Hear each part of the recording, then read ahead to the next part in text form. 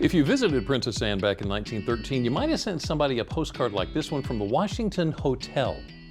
As it turns out, the Washington Inn, as it's called today, did have some famous people walk through the doors, but none quite as famous as the man it was named after, President George Washington. Intrigued? I was, so I had to hear the backstory and see how the hotel has been updated to accommodate today's guests while keeping its historic charm. If walls could talk, these walls may tell us a little bit about the time President George Washington slept here. It's believed that he would have spent the night here on many occasions. Everybody knew George Washington as somebody who traveled a lot. And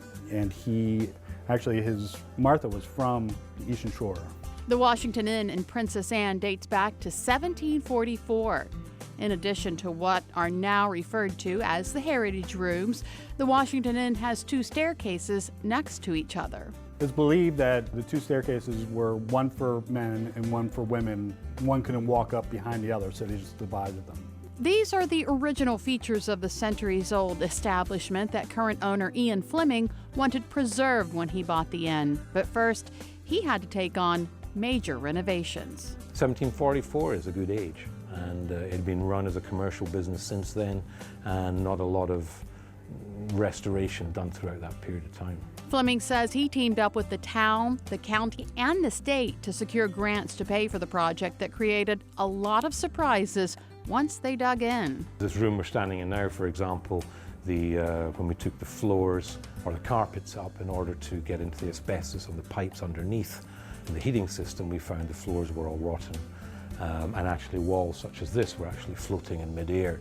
So the construction became a lot more complex than we initially thought. And even though the building is now structurally sound, it still holds a lot of 18th century character. Something that I tell everybody here, it's kind of funny that basically you can't put a marble on the floor anywhere here and expect it to stay in one place. The owner really thought it was important to keep that uniqueness, the sense of history that this place, imbibes, and then, just keep it alive for everyone to see. But you'll also find the comforts of the 21st century. Very cozy and comfortable, as well as they have all the amenities at a regular room. We have Wi-Fi in there and stuff like that.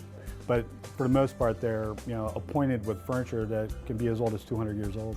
For travelers and locals alike, the Washington Inn Tavern and dining rooms offer the same historic, homey atmosphere. We have two dining rooms that seat around 48 people. The tavern itself will seat about 30. Food at the Washington Inn is fresh and local when possible, prepared by Chef Eric. A lot of different influences. During the winter, you'll find it to be closer to French with a lot of cream and butter. This spring, we've lightened the menu up a little bit. He's very good. There's several staple items on his menu, like the chicken pot pie or his, fried green tomatoes, which I can't take off of the menu because the locals will just, have my head. The Washington Inn is one of 3 that are owned by Fleming. He also owns the Robert Morris Inn in Oxford, Maryland, and Inn on the Lake in his native Scotland. But he calls the Eastern Shore of Maryland home. When we were here with our children in the early 80s, the great joy that we could share with them was the love of the place, being able to get out on the water, being able to fish and crab, and these sorts of experiences are unique to this part of the country, and certainly in Europe they don't exist these days. So we were delighted to share that with our children, and I look forward to sharing that with our grandchildren. And Jimmy, you really do get a sense of stepping back in time when you walk into the Washington Inn and Tavern, but they have Wi-Fi. Yes! Yes. And that food looked pretty good too.